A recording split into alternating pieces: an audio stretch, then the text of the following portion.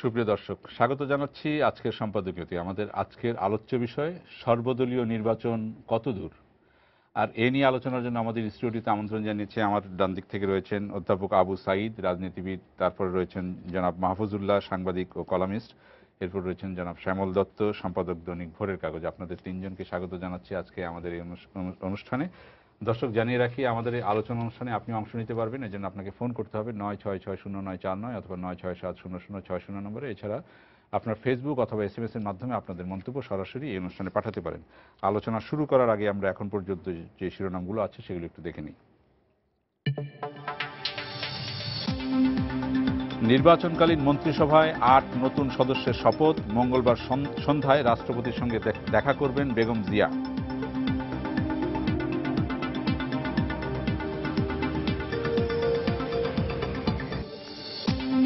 নির্বাচনে যাওয়ার ঘোষণা এরশাদের, কারচুপি হলে বয়কটের হুমকি।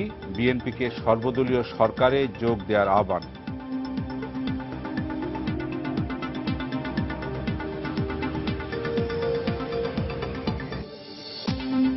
ক্ষমতা পাকাপোক্ত করার নীল নকশা চূড়ান্ত করছে সরকার, অভিযোগ বিএনপির। সংলাপের জন্য শেষ মুহূর্ত পর্যন্ত অপেক্ষার ঘোষণা।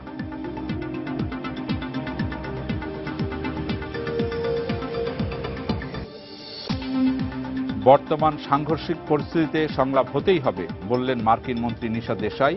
মহাসচিব পর্যায়ে বৈঠকের তাগিদ।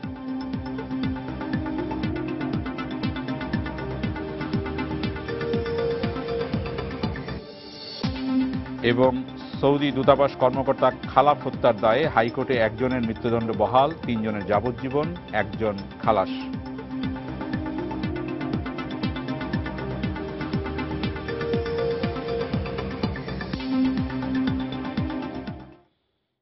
আমরা শিরোনামগুলো দেখছিলাম। আমরা আজকের যেই বিষয়ে আমরা বলছি সর্বদলীয় নির্বাচন কতদূর, এই বিষয়টি আমরা শিরোনামটা এটা এই জন্য ঠিক করেছি যে বলা হচ্ছে সর্বদলীয় সরকার গঠনের প্রক্রিয়া একটা চলছে। আজকে মন্ত্রিসভায় নতুন ৮ জন সদস্য শপথ নিয়েছেন, 6 জন মন্ত্রী, 2 জন প্রতিমন্ত্রী। আমরা জানি যে এছাড়া যারা আছেন তাদের মধ্যে কে থাকবেন, কে বাদ পড়বেন, সেই বিষয়ে একটা তালিকা আমরা আগামীকাল অথবা আজকে গভীর রাত নাগাদ পেতে পারি। এখনো যারা আছেন তারাও জানেন না কারা আছেন, কারা থাকবেন, বাদ পড়বেন। তো এর মধ্যেই যেটা বলা হচ্ছে যে আজকে শপথ নেওয়ার পর যারা মন্ত্রীরা, আমরা দেখি যে আওয়ামী লীগের বর্ষিয়ান নেতা জনাব তোফায়েল আহমেদ এর আগে মন্ত্রিত্বের আমন্ত্রণ পেয়েও উনি গ্রহণ করেননি। আমরা জানি ওয়ার্কার্স পার্টির রাশেদ খান মেনন এর আগে আমন্ত্রণ পেয়েছিলেন, গ্রহণ করেননি। এবার তারা বলছেন যে একটি গ্রহণযোগ্য নির্বাচন উপহার দেওয়ার জন্যেই তারা এবার মন্ত্রিত্ব নিয়েছেন এবং মন্ত্রিসভায় যোগ দিয়েছেন। তো এবং সর্বদলীয় সরকার গঠনের যে আহ্বান মাননীয় প্রধানমন্ত্রী জানিয়েছেন তার প্রক্রিয়াতেই আজ তারা শপথ নিয়েছেন। এবং সর্বদলীয় মহাজোট সরকারে যারা ছিলেন তাদের ভাষায় যে সর্বদলীয় সরকার গঠনের একটা প্রক্রিয়া চলছে, যদি আমরা জানি বিএনপি এটাকে বলেছে একটা তামাশা হিসেবে অভিহিত করেছে। তো সবকিছু মিলিয়ে এখন মূল বিষয়টি যেটি এসে দাঁড়িয়েছে, সর্বদলীয় সরকার যদি আমরা বলিও যে বিএনপিকে বাদ দিয়ে 18 দলীয় জোটকে বাদ দিয়ে, কিন্তু সর্বদলীয় নির্বাচন কত দূর, এটা আমরা আজকে শিরোনাম ঠিক করেছি। আপনি কি মনে করেন অধ্যাপক আবু সাঈদ, আপনার থেকে শুরু করেন। জাতি একটা ঠিক ক্রস রোডে আছে, কোন দিকে যাবে। আমার মনে হয় যে আগামী 72 ঘন্টার ভিতরে এটা নির্ধারিত একটা পর্যায়ে, নির্দিষ্ট একটা পর্যায়ে যেতে পারে। প্রথমে আমি বলি যে সর্বদলীয় বলতে যদি আমি বুঝি পার্লামেন্টে যারা আছেন তাদের, সেই হিসাবেই নির্বাচিত সংসদ সদস্য যারা আছেন যেসব দলের, সে দল কিন্তু 8 থেকে 9টা। এখানে কিন্তু মেজর দল বিএনপি এখন পর্যন্ত সম্মতি দেয়নি কিংবা যাচ্ছে না, তার দাবিতে অটল আছে এবং সেই দাবিগুলো নিয়ে তারা আন্দোলন অব্যাহত রেখেছে আজকে পর্যন্ত। তারপরে অলি সাহেব আছেন, জামাত আছে, সেজন্য শিরোনাম সর্বদলীয় আমরা বলছি, কিন্তু আসলে সর্বদলীয় হয়নি। এটা 14 যেহেতু আমন্ত্রণ জানানো আছে, না, এটা ভবিষ্যতে যোগ হতে পারে। এটা আমি বলবো যে 14 দলীয় ভাবে যেভাবে জোট গঠিত হয়েছে সেগুলো ছাড়া ছাড়া ভাবে আমরা দেখে বলতে পারি। এখানে সবচেয়ে বেশি এসেছে আমি বলবো পপুলেশন অনুসারে যদি আসে তাহলে এসছে জাতীয় পার্টি। যে জাতীয় পার্টিকে এটা আমি মনে করব যে রাজনৈতিক একটা উৎকোচ দেওয়া হয়েছে, যেটা ঈশ্বর সাহেব গিলেছেন ঠিকভাবেই। যদিও তিনি এক দুই দিন আগেই বলেছিলেন যে আমি যদি নির্বাচনে যাই তাহলে লোকে আমাকে থুতু দেবে কিংবা লোক আমাকে বিশ্বাসঘাতক বলবে, এরকম নানা কথা বলেন উনি। নানা সময় নানা কথাই বলেন। ওনার কথা ধরে কেউ যদি মনে করে যে এটি সঠিক কথা, সে পাগলের সরকার বাস করে। ওনার কাছে, ওনাকে নিয়ে আমি আলোচনা করতে চাই না, তবে এটা বলি যে আসলে 14 দলীয় মহাজোটের একটা সরকার হয়েছে, সেটা সর্বদলীয় হয়নি। সর্বদলীয় ফ্লেভার দেওয়া হয়েছে কিন্তু ভিতরে অন্তঃসার শূন্য।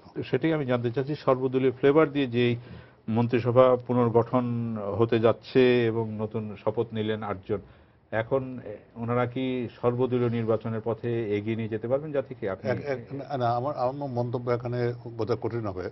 দুজনকে আমি বলতে পারি, যেমন তোফায়েল আহমেদ কিংবা আমির হোসেন আমু, এরা দলীয় মন্ত্রী আগে ছিলেন না, এবং রাশেদ খান।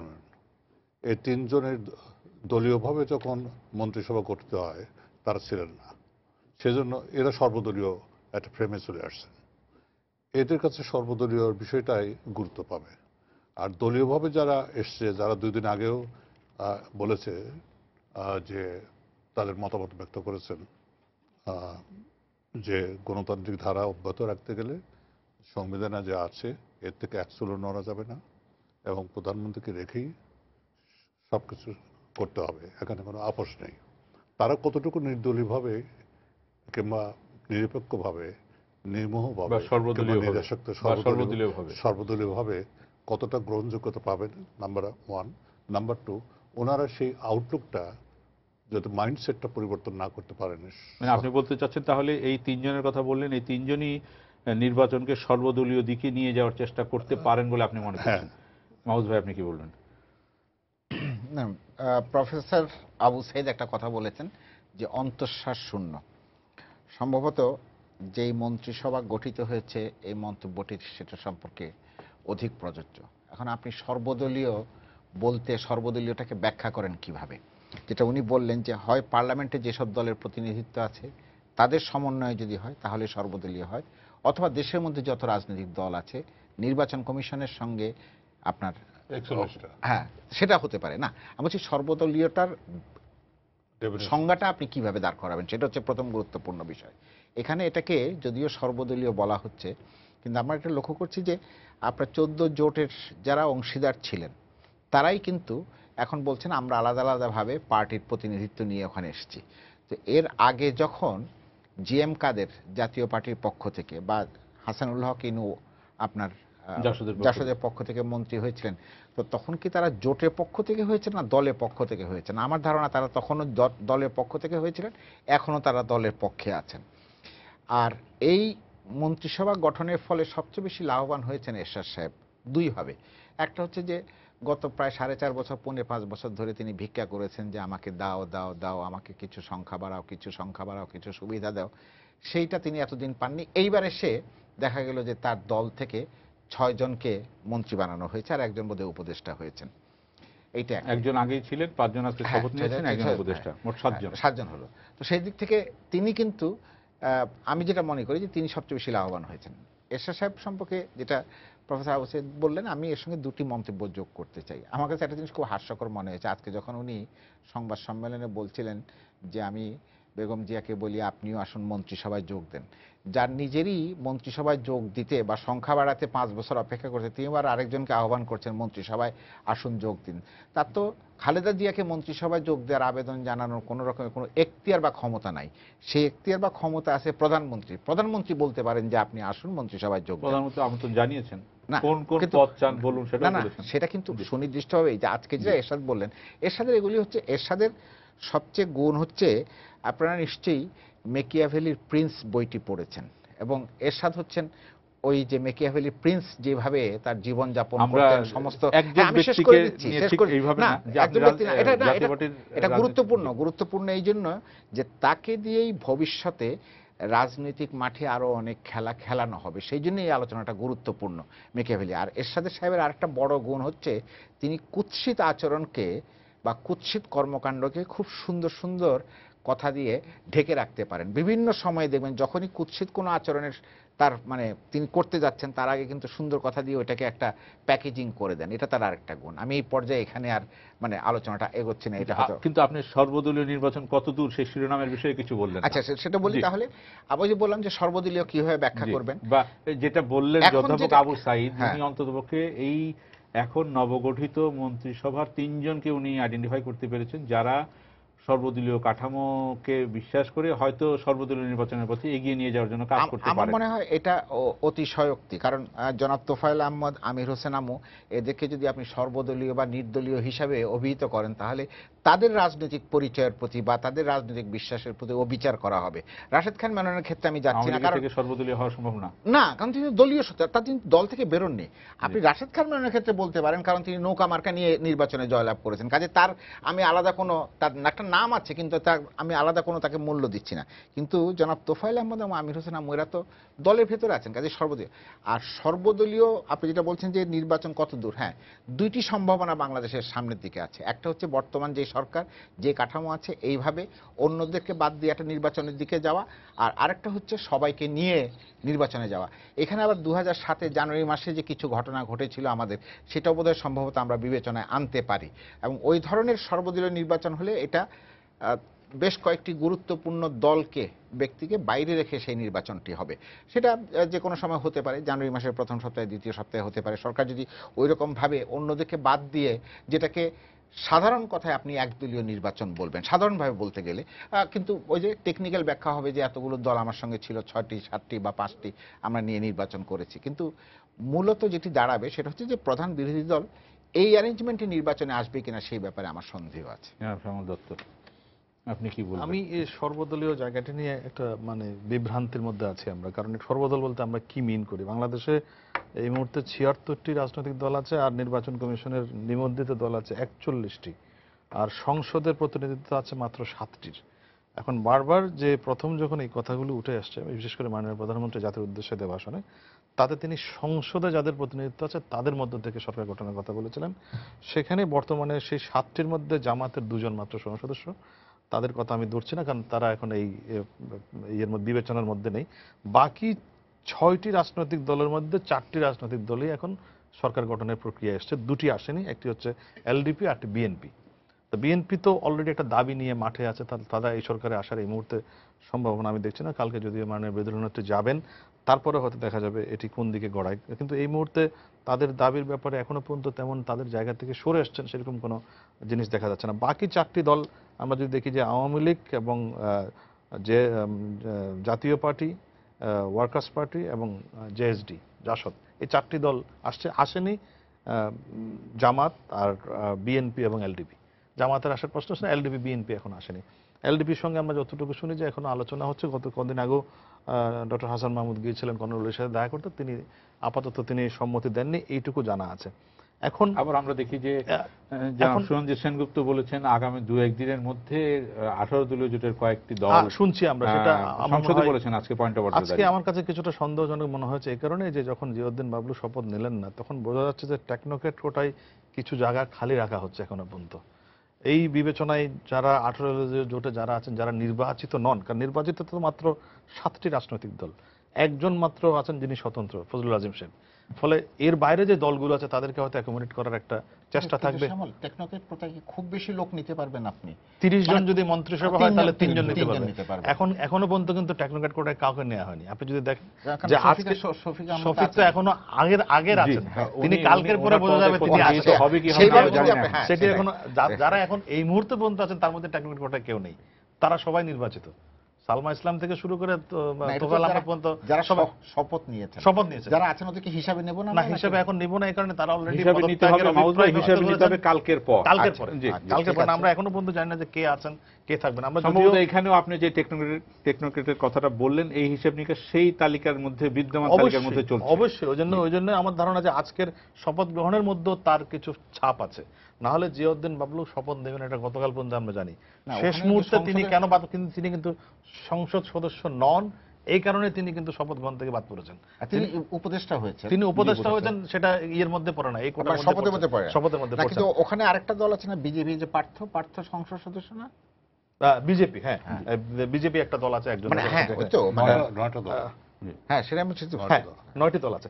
এখন আমি এটাকে সর্বদলীয় বলতে কি মিন করে, এটা নিয়ে আরেকটা এটা কনফিউশন এই কারণে যে সংবিধানে কোথাও কিন্তু সর্বদলীয় সরকার বলতে কিছু নেই। এটি কিন্তু বর্তমান মন্ত্রিসভাকেই একটা সর্বদলীয় চেহারা দেওয়ার চেষ্টা করা হচ্ছে, কিন্তু মন্ত্রিসভাটা কিন্তু যেটি আছে বর্তমানে সেটিরই এক্সটেনশন, এটি নতুন কোনো মন্ত্রিসভা না কিন্তু, বা সেরকম কোনো সর্বদলীয় কথাটা এই যে বলা হয়, প্রায় বলা হয় যে সর্বদলীয় কথাটা সংবিধানে নেই। এইটা বিশ্বের কোন দেশেই কি সর্বদলীয় কথাটা কোন সংবিধানে লেখা থাকে? না, কখনোই লেখা না, থাকে না। কিন্তু আমরা তো জোর দিচ্ছি যারা সরকার আমরা গঠন করবে তাদের সদিচ্ছার উপরে, তাদের কর্মকাণ্ডের উপর নির্ভর করে। এটা হচ্ছে সংবিধান মানার কথা বলেন, জি। তাহলে বলতে হবে যে সংসদ সদস্যদেরকে নিয়ে যে সরকার, আর সংবিধান না মানলে বা নির্বাচনকালীন সরকার, সংবিধান মানলে কিন্তু সর্বদলীয় বলা যাবে কিন্তু না। নির্বাচনকালীন সরকারের ব্যাপারেও আলাদা কোনো সরকারের বিষয় নাই, সেটি আছে বর্তমান সরকার যেটি আছে সেটি নির্বাচনকালীন সরকার হিসেবে দায়িত্ব পালন করবে পরবর্তী না আসা পর্যন্ত। আজকে একটি কথা আপনি যদি খেয়াল করেন, আনিসুল ইসলাম মাহমুদের যে প্রতিক্রিয়া, তাতে খুবই ইঙ্গিতপূর্ণ একটি কথা আছে। সেটা হচ্ছে তিনি বলছেন যে এই যে অন্তর্বর্তীকালীন সরকার তারা যে দায়িত্ব গ্রহণ করলেন এবং এটি যে আগামী নির্বাচন পর্যন্ত দায়িত্ব পালন করবে, এটির কোনো মেয়াদ নেই।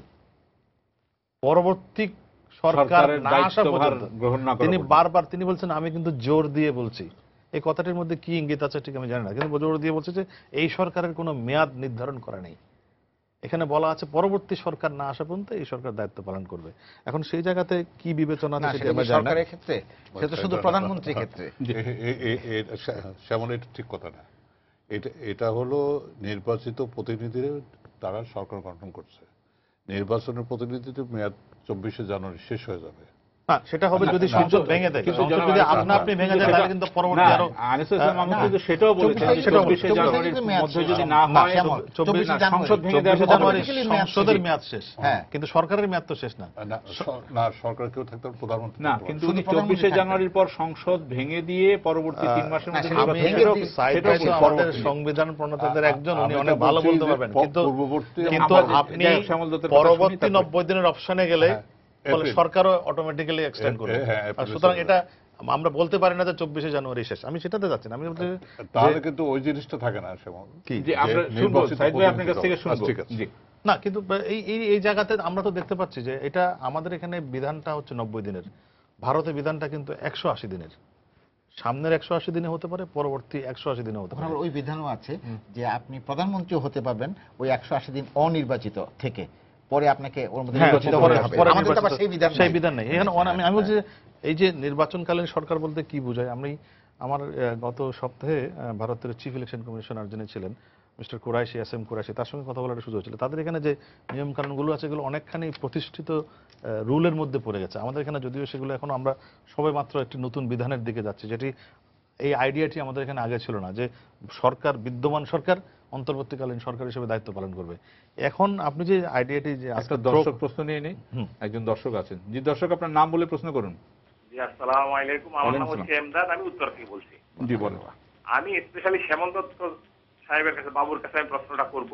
জি, সর্বদলীয় সরকার যারা পরিচালনা করবেন তাদের অধীনে যে নির্বাচনটা হবে, ওনারা যদি সেই নির্বাচনে ক্যান্ডিডেট হন তাহলে নির্বাচনটা কতটুকু গ্রহণযোগ্য এবং নিরপেক্ষ হবে, একটু ডিসকাস। জি ধন্যবাদ। আচ্ছা, এটা ওয়েস্টমিনিস্টার ডেমোক্রেসিতে এই প্র্যাকটিসটা আছে। যারা সরকারে থাকেন তারা নির্বাচন করতে পারেন, কিন্তু তারা কোনো সরকারি সুযোগ সুবিধা ব্যবহার করতে পারবেন না। এটা আমাদের এখানে কোড অফ কন্ডাক্ট সম্প্রতি নির্বাচন কমিশন যেটি ঘোষণা করেছে তাতে ক্যাটাগরিক্যালি বলা আছে তারা কোনো রকম সুযোগ সুবিধা নিয়ে নির্বাচনী প্রচারণা চালাতে পারবেন না।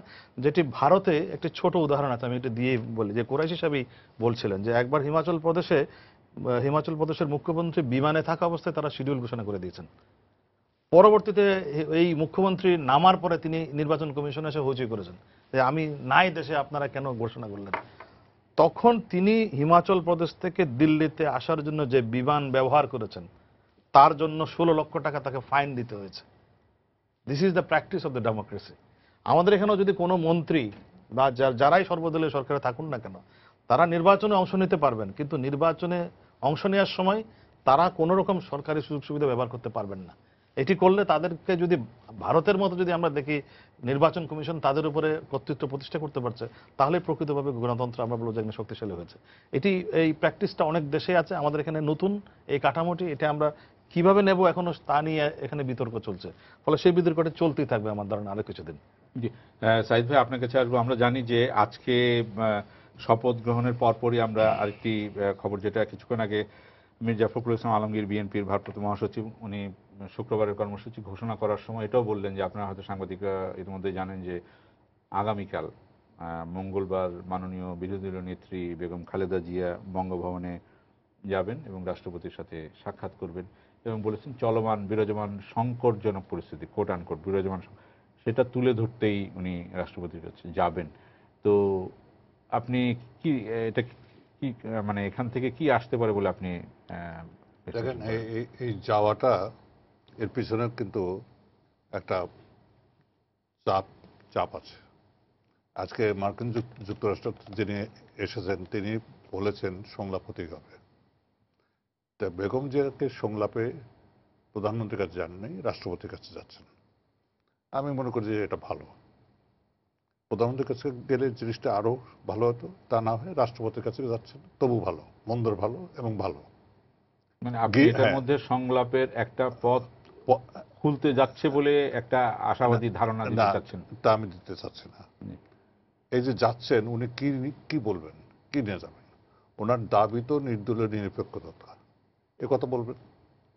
আর একটা বলার বিষয় আছে, সেটা হলো এই যে নির্বাহী প্রধান যিনি আছেন, হ্যাঁ সর্বদলীয় আমরা থাকবো, আমাদের ন্যায্য যে পোর্টফোলিওগুলো যেতে দেওয়া হয়, স্বরাষ্ট্র, প্রতিরক্ষা কিংবা এই ধরনের যেটা প্রধানমন্ত্রী জাতির উদ্দেশ্যে ভাষণে বলেছেন সেটা পূরণ করেন, এবং তার সাথে সাথে নির্বাহী প্রধান যিনি আছেন তিনি ওই জায়গা ছেড়ে দিয়ে অন্য কোনো নিরপেক্ষ লোক কিংবা সমঝোতা করে যদি কাউকে আনা যায়, তাহলে উনি এই প্রস্তাবটা দিতে পারেন। এটা অনুমান নির্ভর আমি মনে করি, কারণ এর বাইরে কোনো অপশন নাই বলে আমার কাছে মনে হয়। এই দুটো বিষয় নিয়ে উনি আলাপ করতে পারেন, রাষ্ট্রপতির কাছে বলতে পারেন। এর বাইরে কিন্তু ওনার বলার মতো আর বলতে পারেন। তারপর আমি মাহফুজের কাছে আসি, তারপর তো এই যে দেখা করতে চাওয়াটা এবং দেখা করতে যাওয়াটা, এটার মধ্যে একটা পজিটিভ দিক কি? আপনি সবসময় আশাবাদী মানুষ, সব টকশোতে আপনি বলেন আপনি আশাবাদী, আপনি কি এটার মধ্যে দিয়ে কোনো আশা করতে পারেন? না, নিঃসন্দেহে। কারণ প্রফেসর আবু সাঈদ যেটা বললেন ওই যে সংলাপের কথা, সংলাপের ব্যাপারে যদি মার্কিন যুক্তরাষ্ট্রের চাপ বলেন, অনুরোধ বলেন, পরামর্শ বলেন, যেভাবেই আপনি এটাকে অভিহিত করেন না কেন, সেখানে কিন্তু একটা কথা বলা আছে যে দুই সম্পাদক মানে মহাসচিব এবং সাধারণ সম্পাদক পর্যায়ে সংলাপ করবার জন্য। এবং এর আগে আমরা দেখেছি যে বিএনপি মহাসচিব বলেছেন তিনি ফোন করেছেন, আওয়ামী লীগের সাধারণ সম্পাদক ফোন ধরেননি বা জবাব দেননি, এটা একটা চিত্র আছে। আর আরেকটা চিত্র যেটা আপনি বললেন যে বিরোধী দলের নেত্রী কালকে বঙ্গভবনে যাবেন প্রেসিডেন্টের সঙ্গে, সেখানে তিনটা হয়তো তার থাকতে পারে, বক্তব্য থাকতে পারে। একটা হতে পারে, এটা আমার কাছে যেটা বললাম অনুমান নির্ভর, একটা হতে পারে তিনি হয়তো প্রেসিডেন্টকে বলতে পারেন যে আপনি যে মন্ত্রিসভার শপথ পড়িয়েছেন এটা তো ঠিক নির্বাচনকালীন সরকার সম্পর্কে যে প্রত্যাশা তার সঙ্গে সঙ্গতিপূর্ণ নয়, এটা একটা। আরেকটা হতে উনি বলতে পারেন যে এটা তো সর্বদলীয় না, কারণ এটা তো অন্য দলগুলো বাইরে রয়ে গেছে, যদি সংসদের ভেতরে যারা আছে তাদেরকে আমরা সর্বদলীয় ইয়েকে বলি, তো সেটাকে সেইভাবে দেবেন কিনা। তারপরে যেটা বললেন যে বর্তমান সরকার প্রধান বা নির্বাচনকালীন সময়ে সরকার প্রধান কে হবেন, প্রধান নির্বাহী কে হবেন, সেই বিষয়টি আপনি যদি নিষ্পত্তি করতে পারেন মেডিয়েটর হিসাবে। প্রেসিডেন্টের একটা ক্ষমতা আছে সংবিধান অনুযায়ী, সেটা হচ্ছে যে প্রেসিডেন্ট এই বিষয়টি কিন্তু বা এই ধরনের আলোচনার বিষয়বস্তু কিন্তু ক্যাবিনেটের কাছে পাঠাতে পারেন, রেফার করতে পারেন আলোচনা করবার জন্য, উইথ এ রিকোয়েস্ট যে তোমরা বিষয়টি আলোচনা করে আমাকে ফেরত আসো। আর ফাইনালি যেটা, সেটা হয়তো বেগম জিয়া বাইরে বলবেন যে তোমরা সবসময় আমাকে বলো যে আমরা আন্দোলন করি, সংলাপের পথে যাই না, আমি আমার দিক থেকে সর্বোচ্চ পর্যায় পর্যন্ত গিয়ে আমি অনুরোধ করে এসেছি, আর যদি এটাতে না হয় তাহলে দায় দায়িত্ব পুরোটা আমার উপরে আসবে না। এটাও একটা, কিন্তু আমরা দেখি একই ধরনের আলোচনা রাষ্ট্রপতির আমন্ত্রণেই নির্বাচন কমিশন গঠনের সময় হয়েছিল, এবং পরবর্তীতে বিএনপি অভিযোগ করে থাকে সেই, কারণ এটা আপনিও স্বীকার করবেন, এখানে দুইজনে স্বীকার করবেন, নির্বাচন কমিশন যতটুকু ক্ষমতা ভোগ করত যে প্রত্যাশা ছিল জনগণের কাছে, আপনি রাজনৈতিক দলের সমালোচনা যদি বাদও দেন, নির্বাচন কমিশন কিন্তু নিজে তার অনেক ক্ষমতাকে কেটে ফেলেছে। এই প্রত্যাশা তো আমরা কিন্তু নির্বাচন কমিশনের কাছে করি। সরকার কাটতো তাহলে নির্বাচন কমিশন নিজেই যে সংশোধন করেছে, আর এটা কি আমাদের প্রত্যাশিত সংশোধন ছিল না তো। এইটা বরং নির্বাচন কমিশনের ক্ষমতাকে অনেকখানি খর্ব করেছে। এই যে ধরেন তাৎক্ষণিকভাবে মানে আপনি একদিনের মাথায় দলে যোগ দিয়ে আপনি মনোনয়ন পেতে পারেন, এটা তো আসলে খুব জিনিস না, মানে খুব শুভ জিনিস না। আপনি হঠাৎ করে উড়ে এসে জুড়ে বসে আপনি মনোনয়ন নিয়ে নেবেন টাকার জোরে, আর একজন লোক 3 বছর 5 বছর 7 বছর 10 বছর ধরে দলের সঙ্গে আছে। ওখানে কিন্তু অসমতা আছে, চাকরিজীবীরা যারা আছে তারা পারবেন না। হ্যাঁ, তো এটা তো Contradiction, হ্যাঁ, এই জিনিসগুলি তো আমরা আশা করি না। মানে জিনিসটা হচ্ছে মানে সেজন্যই- এটা হচ্ছে দল ভাঙার একটা সুযোগ তৈরি করে না, রাখা আর হয়েছে। এটা আরেকটা হচ্ছে যে আরেকটি দলকে রেজিস্ট্রেশন দেওয়ার ব্যাপারে নির্বাচন কমিশন অনেক রকমের ধানাই পানাই করেছেন, যেটা পত্রিকায় বেরিয়েছে। আরেকটি হচ্ছে নির্বাচন কমিশনের ভেতরে আমরা লক্ষ্য করেছি নির্বাচন কমিশনারদের মধ্যে যথেষ্ট বিরোধ যদি নাও বলেন, মতভেদ আছে কিন্তু বিভিন্ন বক্তৃতা। সেই জন্য কিন্তু নির্বাচন কমিশন সম্পর্কে যেটুকু আস্থা শুরুতে তৈরি হয়েছিল, আপনি যেটা বললেন যে প্রেসিডেন্ট আলাপ করেছেন, সেটা কিন্তু তারাই নষ্ট করেছেন। এটা কিন্তু রাজনৈতিক দল নষ্ট করে নাই এই আস্থাটা, বা আমি করি নাই। সেই জন্যই ওইখানে ওই প্রশ্নটা অতি সাবধানী সামনে হতে গিয়ে হয়তো আমরা জানি না আরেকজন কিভাবে কি শ্যামল হয়। দত্তর কাছে আসার আগে আমরা আরেকজন দর্শকের প্রশ্ন নিয়ে নেব। যে দর্শক, আপনার নাম বলে প্রশ্ন করুন। আমি শেখ আব্দুল হাকিম বলছি, জি। খুলনা থেকে, খুলনা সচেতন নাগরিক সংঘের সভাপতি। জি, প্যানেল মহোদয়ের দলবৃন্দের কাছে আমার প্রশ্ন যে বর্তমান ক্ষমতাসীন মাননীয় প্রধানমন্ত্রী উনি হেফাজত এবং জামাতের বিরুদ্ধে দীর্ঘদিন ধরে বক্তব্য রেখে আসছেন যে এদের রাজনীতিতে আবির্ভাব হলে বাংলাদেশে জঙ্গিবাদের সৃষ্টি হবে। অতএব এদেরকে কোনো মতে যেন বিএনপি প্রশ্রয় না দেয় বা কোনো রাজনৈতিক দল প্রশ্রয় না দেয়। সেখানে এই এরশাদ সাহেব, যিনি রাজনীতির একজন নাট্যকার, ইনি গত পরশুদিন হেফাজতের প্রধান মৌলানা শফি সাহেবের কাছে আশীর্বাদ নিয়ে আসলেন, এবং কিছুদিন আগে ওনার লোকজন উনি রাস্তায় বসে পানি খাইছেন হেফাজতদের।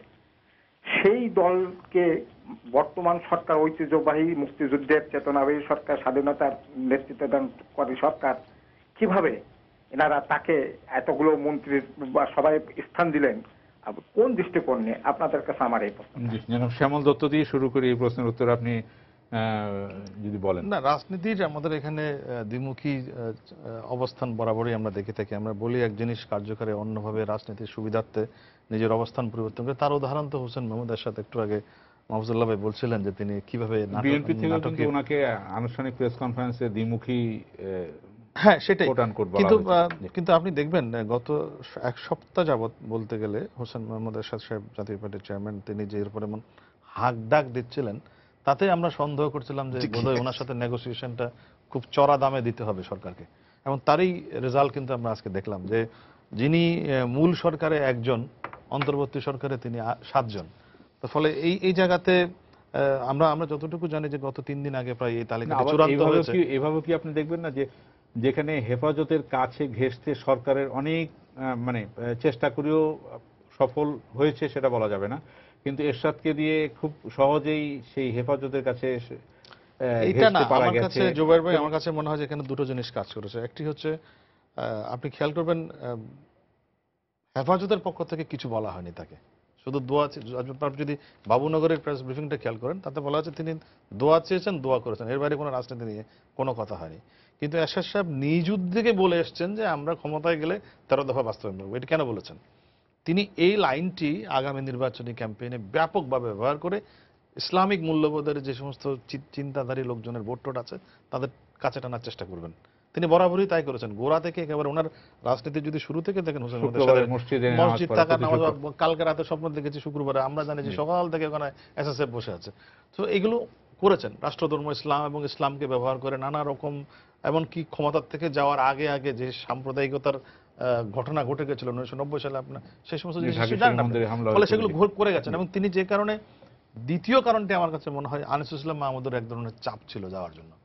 এটা আমার নিজের বিশ্লেষণ। কারণ আনিসুল ইসলাম মাহমুদ ওই কনস্টিটিউয়েন্সির একজন আগামী নির্বাচনের প্রার্থী, এবং সেখানে হেফাজত একটা বিশাল ম্যাটার করে হাটাজারিতে। সেই আনিসুল ইসলাম মাহমুদের সাথে ওনার অনেক পুরনো যোগাযোগ, এবং বিগত নির্বাচনে যে সংসদ নির্বাচনটি, সে সময় এই মৌলানা শফি সাহেব কিন্তু আনিসুল ইসলাম মাহমুদকে সমর্থন দিয়েছিলেন। ফলে এবারে নির্বাচনের আগে এই জায়গাতে হঠাৎ করে তিনি সকালের ফ্লাইটে গতকাল গেলেন, একটু পরে চলে আসলেন, এর পেছনে এইগুলো কাজ করেছে আমার ধারণা। এবং এই আগামী নির্বাচনটিকে যদি অর্থবহ করতে হয়, তাহলে ভোটার টার্নআউট যদি আপনাকে বাড়াতে হয়, তাহলে এই সমস্ত ভোট ব্যাংকগুলোকে আপনার কাছে টানতে হবে এবং এগুলোকে নির্বাচনী ওই এইসব ব্যালট ভোট বাক্সে গিয়ে ব্যাংকগুলোকে নির্বাচনে আনতে হবে। নির্বাচনে আনতে হবে। এবং এটি একটি বড় কারণ যে এরশাদ সাহেবকে এই ইসলামিক মাইন্ডের দলগুলোর সঙ্গে আরো দেখবেন আগামীতে কয়েকদিন তিনি লিয়াজও করবেন নানা দলের সঙ্গে।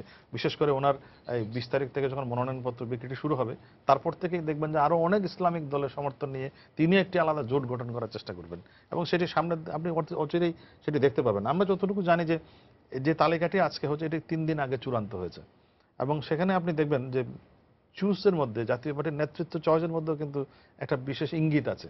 হঠাৎ করে কাজী জাফর সাহেব কিন্তু অসুস্থ হয়ে গেলেন এবং তিনি হাসপাতালে ভর্তি। আজকে পর্যন্ত হোসেন মাহমুদ এরশাদ তাকে দেখতে যাননি, কিন্তু মির্জা ফখরুল কিন্তু দেখতে গেছেন ঠিকই পরের দিনই। ফলে এই কাজী ফিরোজ রশিদকে পাওয়া যাচ্ছে না টেলিফোনে। এইখানেই বোঝা যায় যে জাতীয় পার্টির মধ্যেও কিন্তু একটু অভ্যন্তরীণ টানাপোড়েন আছে এই ইস্যুটা নিয়ে, এই মন্ত্রিত্ব নিয়ে। কিন্তু আমার কাছে একটু বিস্ময় লেগেছে শুধুমাত্র রওশন এরশাদের এই ক্যাবিনেট আসাটি। রওশন এরশাদ আমরা জানতাম যে তিনি একটা ঘরানা বিলং করেন, কিন্তু তিনি যখন এই ক্যাবিনেটে চলে আসলেন এবং এখানে একটা মনে হচ্ছে কোথায় জানি আরো অনেক হিসাব নিকাশ সাথে কাজ করেছে। এখন শেষ পর্যন্ত যেটি বললেন যে এরশাদ সাহেবকে নিয়েছে কেন, আপনি যদি কোনো কারণে বিএনপি না আসে, এরশাদ সাহেব যদি অংশগ্রহণ না করে, তাহলে নির্বাচনটি কি চেহারা পাবে? আপনারা একটা জিনিস বলছিলেন যে গত 2007-এর 22শে জানুয়ারির নির্বাচন, 2007-এর 22শে জানুয়ারি তার মাত্র 11 দিন আগে 111 হয়েছে। 111-এর সময় পর্যন্ত 18 জন বিনা প্রতিদ্বন্দ্বিতা নির্বাচিত হয়ে গেছিল, ইনক্লুডিং বেগম খালেদা জিয়া, তারেক রহমান এবং মৌলানা নিজামী সহ। কিন্তু আপনি কি আগামী নির্বাচনে সেই ধরনের পরিস্থিতিটি দেখতে পাবেন? আমার কাছে মনে হয় না সেটি। জি, অধ্যাপক আবু সাইদ, আমরা দেখি যে আমি শুধু একটা না, শ্যামলকে একটু আপনার কাছে আসবো একটা মাহমুদ। প্রশ্ন শ্যামল, ওই যে বলে যে আগামী নির্বাচনে, শ্যামল আপনি কি মনে করেন যে প্রধানমন্ত্রী শেখ হাসিনা যেসব আসনে মনোনয়নপত্র দেবেন, সেসব আসনে অন্য কেউ মনোনয়নপত্র দেবে? মানে এটা আপনার মানে কি মানে রাজনৈতিক এরশাদের দল দিতেও পারে, এরশাদের দল বলছে এরশাদের আমরা দল তো 300 দিবেই। ওখানে জি। অনেকগুলো বিশেষ করে এই আসনগুলোতে আপনার অনেক তফসিলি সংগঠন আছে, আপনি নিশ্চয়ই জানেন, গোপালগঞ্জ এবং অন্যান্য জায়গাগুলোতে, এবং তারা বরাবরই প্রধানমন্ত্রীর বিরুদ্ধে নির্বাচন একটা করে বিষয় আসছে। যে আজকে সকালেও আপনি বাদ দিতে পারবেন না, বাদ দিচ্ছি না, বলছি যে মানে আজকে আপনি সকালেও যোগাযোগ মন্ত্রী বলেছেন, ওবায়দুল কাদের বলেছেন যে, এবং আমরা দেখি যে আওয়ামী লীগ নেতাদের কথায় যে ওনাদের দৃঢ় বিশ্বাস যে শেষ পর্যন্ত বিএনপি নির্বাচনে আসবে এবং এই সরকার কাঠামোর মধ্যেই, এবং খুবই আশাবাদী।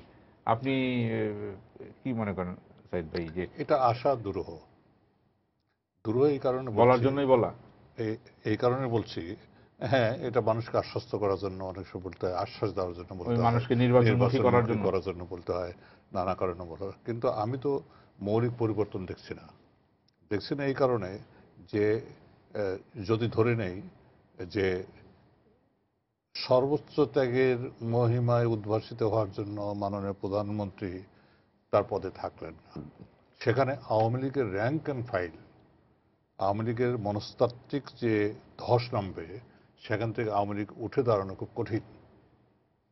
সেজন্য এটা উনি করতে পারেন না, এটা ওনার পক্ষে করা সম্ভব না। আমার একটা কথা, আবার বেগম খালেদা জিয়া তার স্ট্যান্ড থেকে সরে এসে যেখানে প্রধানমন্ত্রী থেকে যাবেন, সেখানে এসে নির্বাচন করবেন, এরকম আশা উনি তো বলেছেন আপনার কেউ না থাকলেও আমি একাই আন্দোলন করে যাব। না, ওইটা কিন্তু একটা অন্য কনটেক্সটে বলেছেন নির্দলীয় যেটা যে ওনার সঙ্গে আমি একমত যে এটা যেমন সত্য আওয়ামী লীগের ক্ষেত্রে, মানে শেখ হাসিনার পদত্যাগ মানে যদি আকস্মিকভাবে কোন রকম, তাহলে যেটা হবে। আবার খালেদা জিয়ার ক্ষেত্রে এটা মানে প্রযোজ্য এই অর্থে, তিনি যদি রাজনৈতিক স্বেচ্ছা মৃত্যু বরণ করতে চান, তাহলে কি আবার তিনি এই নির্বাচনে আসবেন। দুজনের জন্য অবস্থানটা কিন্তু একটু কঠিন, অন্যদের জন্য না, ওবায়দুল কাদেরের জন্য না, বা আপনার জন্য বা শ্যামলের জন্য এরকম না পরিস্থিতিটা। সেই প্রাচীন যুগের সেই রণক্ষেত্রের মতো যেভাবে আপনি ব্যাখ্যা করেন।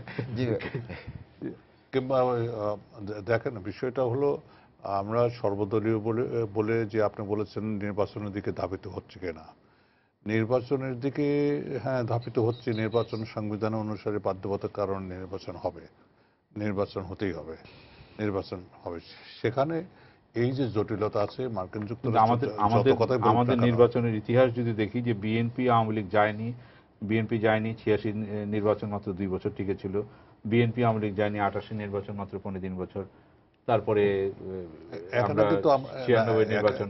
এখানে কিন্তু আমার অন্য জিনিস আছে।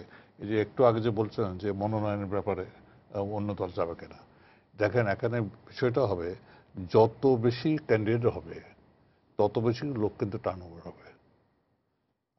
দল থেকে ধরেন আওয়ামী লীগ একজনে আসবে, স্বতন্ত্র আসবে, সেই জন্য যত বেশি মনোনয়ন যেতে পারে সরকারের আমাদের কিন্তু প্রক্রিয়া থাকবে। স্বতন্ত্র আসা বা বিদ্রোহী প্রার্থী আসার সুযোগও তো এবার না নেই, যেহেতু না না আছে, স্বতন্ত্র প্রার্থী আসার সুযোগ আছে। স্বতন্ত্র আছে, কিন্তু বরাবর যেটা দেখা যেত দলের পক্ষ থেকে মনোনয়ন না পেলেই স্বতন্ত্র নামে বিদ্রোহী প্রার্থী আসতো।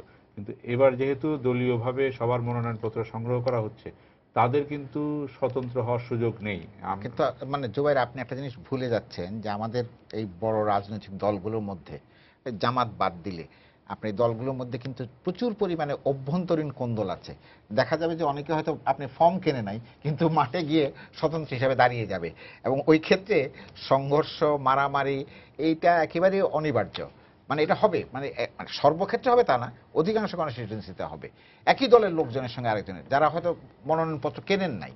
এই বিরক্ত আছে প্রত্যেকটা দলের মধ্যে, এটা তো অস্বীকার করে কোনো লাভ নেই। আমি এই সাম্প্রতিক উদাহরণ দিই। একটা নির্বাচনী এলাকার থেকে সে বরগুনা 49 জন মনোনয়ন প্রত্যাশী যারা মনোনয়নপত্র দাখিল করেছেন আওয়ামী লীগের কাছে মনোনয়ন চেয়ে, আমরা কি মনে করব যে এর ভিতরে একজন পাবে আর 48 জনই চুপ করে বসে থাকবে? কিন্তু চুপ করে বসে থাকবে, হ্যাঁ। কিন্তু এই বাদবাকি 58 জনের তো অন্য দল থেকে প্রার্থী হওয়ার না, সুযোগ নেই। সে হবে না, কিন্তু আমি হতে পারবো না, জি। আমার ভাইকে দাঁড় করে দেবো, এরকম দাঁড়াবে। সেজন্য নির্বাচনের ব্যাপারটা যেখানে দেখা যাচ্ছে যে পরিপূর্ণভাবে নির্বাচনটা এটা কিন্তু ঠিক নিরপেক্ষ করতে হবে, এবং এই নির্বাচনটা যে ঝুঁকি নিয়ে গণতন্ত্রকে প্রাতিষ্ঠানিক রূপ দেওয়ার জন্য যে ঝুঁকি নিয়ে সাংবিধানিকভাবে প্রধানমন্ত্রী যে দায়িত্ব নিয়েছেন, সেটা পৃথিবীর কাছে দেখাতে গেলে দুটো জিনিস প্রয়োজন। একটা হলো নির্বাচনটা শান্তিপূর্ণ হতে হবে, অবাধ নিরপেক্ষ হতে হবে, এটা দৃশ্যমান একটা, না সবার অংশগ্রহণ না, voter turnover is very important. Minimum 60% voter turn over কিংবা 51% উপরে ভোটার টার্ন না হলে কোনো নির্বাচন কোনো গ্রহণযোগ্যতা হবে না। না, কিন্তু সাইদ ভাই, মার্কিন যুক্তরাষ্ট্রের কোন রাষ্ট্রপতি নির্বাচনে 55% এর উপরে দর্শক আপনার নাম বলে প্রশ্ন করুন, একজন দর্শকের প্রশ্ন নিয়ে নিই। জি দর্শক। জি, আসসালামু আলাইকুম। ওয়ালাইকুম সালাম। আমি নেত্রকোনা থেকে সানাউল হক মাসুম। জি বলেন।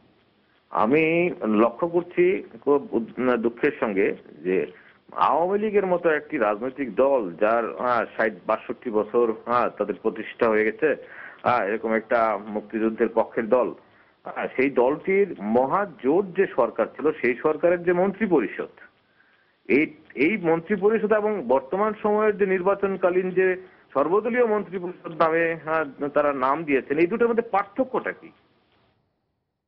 ধন্যবাদ। মানে পার্থক্য হলো যে আরো দল যেগুলো আছে তারাও আসবেন, সেজন্য সর্বদলীয় নাম দেওয়া হয়েছে। সর্বদলের নাম তো কেউ দেয় না, এটা আমরা এটা বলা হচ্ছে সংবিধানে কোথাও বা শপথ বাক্য পাঠ করার সময় বলা হয় না যে আমি সর্বদলীয় সরকারের মন্ত্রী হিসেবে শপথ নিচ্ছি। যারা শপথ নেয়ার পর মন্ত্রীরা বলছেন যে হ্যাঁ সর্বদলীয় নট ইন দ্য ল, স্পিরিটটা হচ্ছে সর্বদলীয়। না, শ্যামল, এটা কারণ আছে। যখন প্রধানমন্ত্রী তার বক্তৃতায় আমরা বলতে বলেছিলেন, সেখান থেকে এটাকে ব্র্যান্ডিং করা হচ্ছে। না, ব্র্যান্ডিং করা হচ্ছে। প্রধানমন্ত্রী ব্র্যান্ডিং করেছেন প্রথম তার বক্তৃতায়, তারপর থেকে তো এটা চলে এসেছে। তো এখন যেই আমরা সেই ঘুরে ফিরে আবার আমাদের সময় খুব কম, যে সর্বদলীয় সরকার যে ব্র্যান্ডিংটা করা হচ্ছে, এই ব্র্যান্ডিংটা করেই আমরা এখন সর্বদলীয় নির্বাচনের পথে কতদূর এগিয়ে যেতে পারবো, যেটা এটা দিয়ে সবার কাছ থেকে আমি অল্প অল্প শেষ করবো। জানাব শ্যামল দত্ত। আমি মনে করি যে আমরা একটা এক্সক্লুসিভ ইয়েতে যাচ্ছি, নির্বাচনে যাচ্ছে, নট ইনক্লুসিভ, ফলে সেটাকে সর্বদলীয় নির্বাচন বলা যাবে না। এবং যেভাবে আজকে সম্মানিত দুজন অতিথিও আমার সঙ্গে যারা এখানে আছেন তারা যে ব্যাখ্যা করলেন যে মাননীয় প্রধানমন্ত্রীর অবস্থান, মাননীয় বিরোধীর অবস্থান এমন অবস্থায় আছে, তারা কেউ কাউকে তার জায়গা থেকে সরে গিয়ে স্পেস করে দেবেন এরকম কোনো সম্ভাবনা নেই। ফলে সেক্ষেত্রে যে পদ্ধতিতে সরকার এগুচ্ছে এবং যে পদ্ধতিতে 18 দলীয় জোট এগুচ্ছে, তাতে কাছাকাছি আসার, যদিও ওই রেল লাইন নিশা দেশাই পাশাপাশি নিশা দেশাই ভিজুয়াল Visual। বলে গেলেন যে সাধারণ সম্পাদক পর্যায়ে সম্মেলন হতে হবে বা মানে সংলাপ সংলাপ হতে হবে, শুরু হতে পারে আর কি। হতে পারে, কিন্তু আমি কোনো সম্ভাবনা দেখছি না এটির। নিশা দেশা ভিজুয়াল ঢাকায় থাকা অবস্থায় ওনার মাননীয় প্রধানমন্ত্রীর সঙ্গে বৈঠক করে বের হওয়ার আগেই মাননীয় প্রধানমন্ত্রী চলে গেছেন রাষ্ট্রপতির কাছে সরকার গঠনের জন্য। ফলে সেই জায়গাটাটিকে খুব একটা ভিজুয়ালের সাথে গুরুত্ব আপনি বৈঠক করেছেন, উনি ঢাকায় এসে প্রথম যে বৈঠকটি করেছেন সুধী সমাজের 7 জনের সাথে আপনি একজন, তো সেন্টিমেন্ট তো আপনি কিছু পেয়েছেন, তারা যেটা বলেছেন আর এখন যা দেখছেন আপনি। হ্যাঁ, না আমি বলছি যে আমেরিকা যে কথাটি বলেছে এটা তো আমাদের প্রতিবেশী ভারতও বলে যে অল ইনক্লুসিভ পার্টিসিপেটরি একটা মানে অ্যাকসেপ্টেবল একটা ইলেকশন আমরা চাই, কারণ এটা দেশের জন্য এবং দেশের বহির্বিশ্বের সঙ্গে যে সম্পর্ক, যারা বাংলাদেশের সঙ্গে সম্পর্ক রাখতে চান তাদের জন্য জরুরি। আমি শ্যামলের সঙ্গে একমত যে এখন পর্যন্ত যেই পথে সরকার এগোচ্ছে তাতে এক্সক্লুসিভ নির্বাচন মানে বড় অপোজিশনকে বাদ দিয়ে সম্ভাবনাটা খুব বেশি। কিন্তু আবার রাজনীতিতে অনেক সময় কিন্তু নাটকীয় ঘটনাও ঘটে যায়। ওই যে স্পেসের যে সমস্যাটা এখন আছে, স্পেস ক্রিয়েট হয়ে যেতে পারে। ক্রিয়েটটা কিভাবে হতে পারে, দুই দলের কাছে আমার একটা গ্রহণযোগ্য অবস্থা বের করা, যেই পরিস্থিতিতে দুই দলই মনে করতে পারে আমি হেরে যাইনি। যেমন ধরেন খুব একটা তাত্ত্বিক তর্ক যদি 22শে জানুয়ারি পর্যন্ত সমস্ত জিনিসটা টানে এবং তখন প্রধানমন্ত্রী প্রেসিডেন্টের কাছে পদত্যাগ করেন, করে বললেন যে আমি আর দায়িত্ব পালন করতে চাই না, তখন কিন্তু আবার একটা নতুন পরিস্থিতি তৈরি হবে এবং এগুলির জন্য কিন্তু আবার পর্দার অন্তরালে সমঝোতা তৈরি করতে হবে। কাজেই কিন্তু সম্ভাবনাটা কিন্তু মানুষ মাহমুদুল্লাহ ভাই একটা তত্ত্ব দিলেন না, এটা সংবিধানের মধ্যে থেকে। না আমি মানে আমি বলছি শুনেন, আশাবাদী না হলে তো আমরা কি দেশটাকে আমরা সবাই ধরে ধ্বংস করে ফেলবো নাকি বা বঙ্গোপসাগরে ফেলে, এই জন্য তো দেশ তৈরি করি নাই। এটাকে আমাদেরকে একটা জায়গায় পৌঁছাতে হবে। আমি সেজন্য বলছি কিন্তু যে ধন্য আশা কুকুর না, সব সময় না, সব সময় না।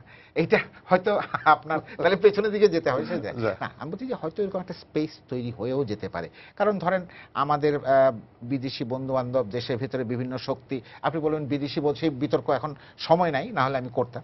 তো এই বিভিন্ন স্টেক হোল্ডাররা মিলে যখন উদ্যোগ গ্রহণ করবে তখন হয়তো একটা সমাধানের পথ বেরোতে হয়, আর যদি না হয় তাহলে সংকটটা কিন্তু অনেক তীব্র হবে। আপনি কি আশাবাদী হতে পারেন মাহমুদ ভাইয়ের মতো? শোনেন, সাংবিধানিক ভাবে সাধারণ সম্পাদক পর্যায়ে আলোচনা এটা সফল হবে না, এটা সময় ক্ষেপণ। সাধারণ সম্পাদকদের যদি বা মহাসচিবদের যদি এমপাওয়ার্ড করা হয়, এমপাওয়ার্ড করা হলেও এটা হবে না। এর অভিজ্ঞতা আমার জীবনেও আছে, এর অভিজ্ঞতা আমি নিজেও দেখেছি এবং আপনারাও দেখেছেন। না, তখন কিন্তু একজন ছিল, এখন যদি ধরেন তিনজন করে আলোচনায় বসে দুই পক্ষ থেকে। না, সাধারণ সম্পাদক 3 জন বসুক আর 5 জন বসুক, আলোচনায় কি বলবো, আপনারা তো দুজনেই বললেন যে মাননীয় প্রধানমন্ত্রী তার জায়গা ছাড়বেন না, বিরোধী দল নেত্রী তার অবস্থান ছাড়বেন না। তারপরে আমি শেষ করে দেব, কখনো আমাদের সময় সংলাপে আগ্রহী। তারপরেও সংলাপ হলেই শেষ হয়ে যাবে না। সংলাপের পরের জিনিসটা হলো সমঝোতা।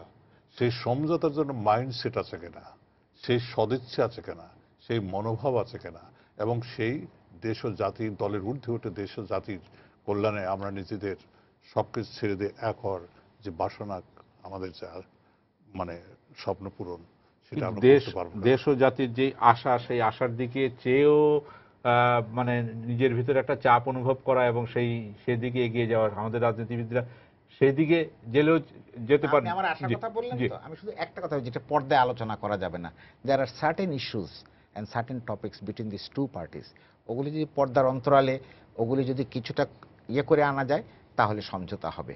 ওই ইস্যুসগুলো এখন এই মুহূর্তে মানে আলোচনা করা একটু বিপজ্জনক, কিন্তু যাই হোক, আপনি যেটা বললেন 72 ঘন্টার মধ্যে অনেক কিছু হবে, হয়তো হতেও পারে।